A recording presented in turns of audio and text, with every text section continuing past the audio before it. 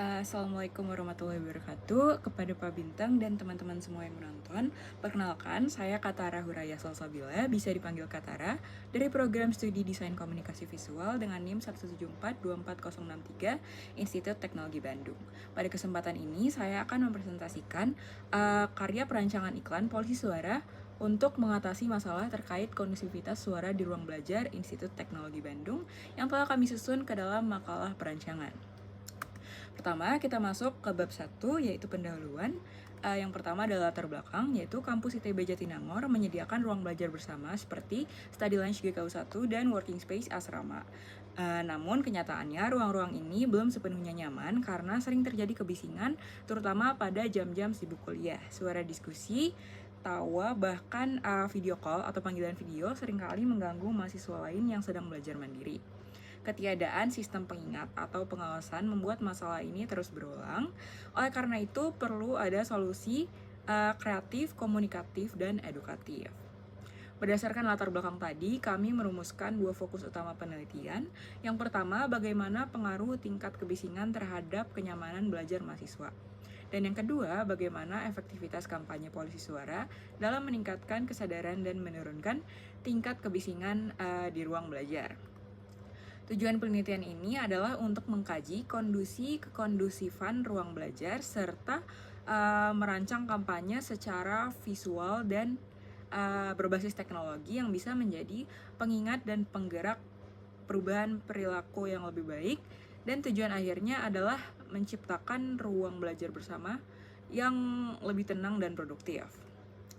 Bagi pihak kampus, penelitian ini dapat menjadi bahan acuan pengembangan fasilitas berbasis kesadaran kolektif, dan bagi mahasiswa, kampanye ini bertujuan untuk membangun budaya baru, yakni budaya sadar suara, yaitu sebuah etika bersama dalam menggunakan ruang publik kampus. Kemudian kami menggunakan 3 metode utama. Yang pertama, kuesioner kepada mahasiswa pengguna Study Lounge GKU 1 dan Working Space Asrama. Yang kedua, kami melakukan observasi langsung terhadap perilaku dalam ruangan, yaitu observasi partisipatif di mana kami ikut menjadi pengguna ruang belajar tersebut. Dan yang ketiga, studi pustaka yang menguatkan dasar teori dari iklan ataupun kampanye ini.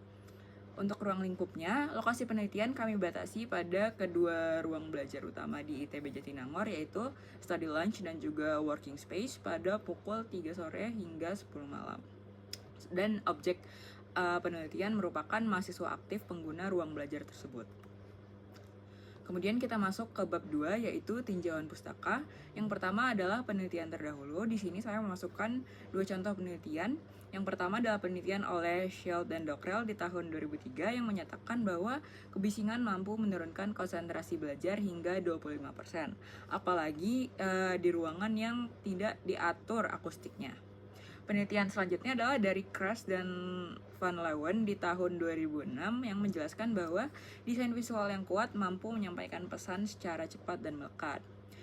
Dua studi ini menjadi salah satu fondasi utama dalam menyusun pendekatan kampanye solusi suara.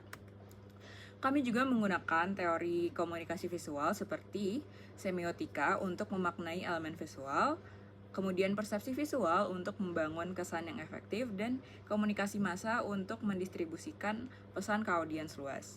Teori iklan juga kami gunakan untuk menyusun pesan yang informatif, persuasif, dan mengingatkan. Kemudian teori kebisingan digunakan untuk menekankan bahwa suara yang tidak bisa dikendalikan dapat memicu stres dan konflik. Semua teori ini mendasari strategi desain dan teknologi dalam kampanye kami. Kemudian kita masuk ke bab 3, yaitu pembahasan. Yang pertama adalah kondisi nyata, di mana temuan lapangan kami adalah dari observasi dan kuesioner. Kami menemukan bahwa mayoritas mahasiswa sering merasa terganggu oleh kebisingan, terutama saat ruangan penuh. Ruangan yang idealnya digunakan untuk belajar mandiri atau tugas justru menjadi ruang diskusi yang tidak terkendali. Hal ini menunjukkan adanya kesenjangan antara fungsi ideal dari ruangan tersebut dan kenyataan. Berikut adalah dokumentasi dari observasi dan hasil survei. Kemudian berikut adalah identifikasi masalah. Menurut hasil survei yang kami dapatkan, di working space asrama 76,9% responden mengaku pernah terganggu suara orang lain, dan hanya 15% yang menilai ruang tersebut sangat kondusif saat penuh. Data serupa juga ditemukan di Study Lounge GKU1. Dari sini terlihat bahwa seperti yang saya sebutkan tadi, ada gap antara fungsi ruang dan kenyataan lapangan, dan dapat disimpulkan bahwa perlu ada sistem yang menegur secara efektif. Kemudian untuk solusi dari kami adalah kampanye polisi suara, di mana kampanye polisi suara ini kami rancang dalam tiga elemen utama. Yang pertama adalah kampanye cetak, yaitu seperti poster dan stiker yang dipasang di ruang belajar.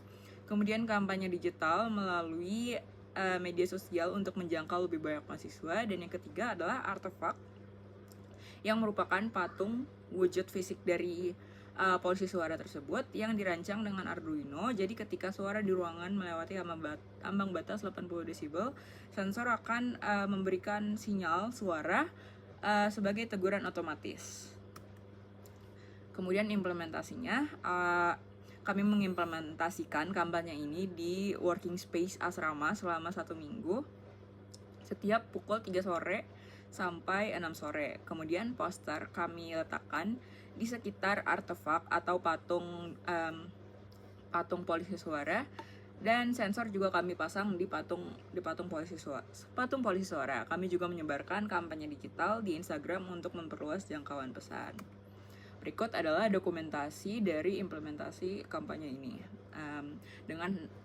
Untuk 2 foto ini adalah foto yang kami sebarkan di Instagram dengan tagar "Diem dulu", dan untuk yang di sebelah kanan adalah contoh poster-poster cetak. Patung tersebut merupakan artefak dari polisi suara yang sudah dipasangkan dan dirancang dengan Arduino Uno dan sudah dapat memberikan sinyal suara. Kemudian evaluasi efektivitas dari kampanye ini. Evaluasi ini kami lakukan secara kuantitatif dan kualitatif. Secara data, 90% mahasiswa, 90% responden mengetahui keberadaan polisi suara, 60% menilai tegurannya cukup efektif, dan 80% merasa lebih sadar soal aturan tenang. Dan secara kualitatif, banyak mahasiswa menyampaikan dukungan dan meminta dan memberikan respon positif terhadap kampanye ini. Berikut adalah hasil dari survei kepuasan mahasiswa. Kami membagikan survei kepuasan, dan mayoritas mahasiswa menyatakan cukup puas dengan kinerja polisi suara, meski masih ada yang menilai kurang efektif, tapi sebagian besar setuju bahwa kampanye ini membantu menciptakan suasana yang lebih kondusif. Kemudian kita masuk ke bab terakhir, yaitu simpulan. Dapat disimpulkan bahwa polisi suara merupakan pendekatan edukatif yang berhasil mendorong kesadaran bersama atau kesadaran kolektif mahasiswa untuk menjaga ketenangan di ruang belajar. Kemudian kami menyarankan bagi institusi untuk mengembangkan teknologi sensor berbasis Internet of Things, kemudian bagi pengelola ruang belajar untuk rutin memelihara media kampanye, bagi mahasiswa untuk membangun budaya sadar suara dan menjaga etika, dan bagi peneliti selanjutnya untuk dapat melakukan penelitian yang dilakukan dalam skala yang lebih besar dan jangka panjang. Baik, sekian dari saya. Terima kasih atas perhatiannya. Saya terbuka untuk pertanyaan dan masukan. Mohon maaf atas segala kesalahan yang saya lakukan selama presentasi. Terima kasih. Wassalamualaikum warahmatullahi wabarakatuh.